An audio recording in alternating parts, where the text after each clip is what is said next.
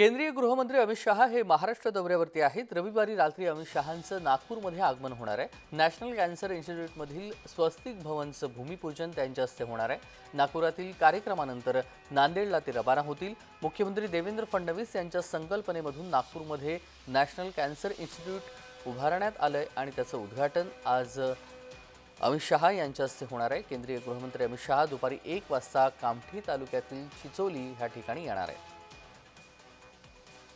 आणि या सगळ्या संदर्भात सविस्तर तपशील आपण जाणून घेऊयात। तेजस मोहतुरे आपले प्रतिनिधी जोडले गेलेले आहेत। तेजस, नागपूर, नांदेड आणि मुंबई अशा 3 दिवसांच्या दौऱ्यावरती केंद्रीय गृहमंत्री अमित शहा आलेले आहेत। नागपूरमध्ये अमित शहांचा दौरा कसा असणार आहे? नक्कीच तेजस, काल रात्री उशिरापर्यंत अमित शहा यांच्या नागपूर येथे आगमन झालं। त्यानंतर आज सकाळपासून जर बघितलं असेल तर अमित शहा यांना भेटण्यासाठी भाजपचे आमदार सुद्धा काही वेळापूर्वी येऊन गेले आहेत। राजू तोळसाम जे यवतमाळचे आमदार आहेत ते येऊन गेले आहेत आणि आज जर कार्यक्रम बघितला असेल तर 11 वाजता कॅन्सर इन्स्टिट्यूटचे उद्घाटन अमित शहा यांच्या हस्ते होणार आहे।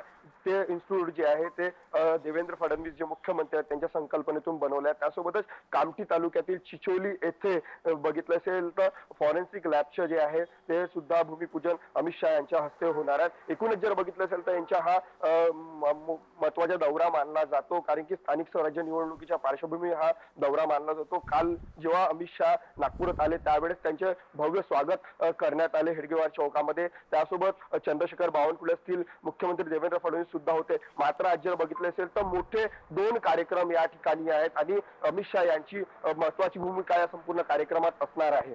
तेजस, अगदी तेजस, आपण पाहतोय नागपूर नांदेडमध्ये त्यांचा दौरा असणार आहे। नागपूरमध्ये नेमकं काय होणार आहे? नागपूरमध्ये काही भाजप पदाधिकारी आणि आमदारांच्या बैठका देखील होणार असल्याची माहिती आहे। नक्कीच भाजपचे आमदार थोडा वेळपूर्वीच आमदार राजू तोळसाम जे यवतमाळचे आमदार आहेत ते भेटून गेले अशी सुद्धा माहिती आहे की जे भाजपचे इथले स्थानिक महामंत्री आहेत, भाजपचे पदाधिकारी आहेत, त्यांची सोबत त्यांची बैठक झाल्याची माहिती समोर येतात। त्यामुळे एक महानगरपालिकेच्या निवडणुकीच्या पार्श्वभूमीवर म्हणता येईल किंवा विदर्भात जे काही भाजपचे संघटनात्मक वाढवण्यासाठी किंवा जे निवडणूक आहेत, येणाऱ्या निवडणुकीत त्या निवडणुकीला कसं तोंड द्यायचं, पक्ष वाढवण्यासाठी भाजपने काय यंत्रणा वापरली पाहिजे, कशा प्रकारे कार्य केलं पाहिजे याच्या सुद्धा मंत्र अमित शहा कार्यकर्त्यांनी देतात की काय, असा सुद्धा एका अर्थाने प्रश्नचिन्ह उपस्थित होत आहे।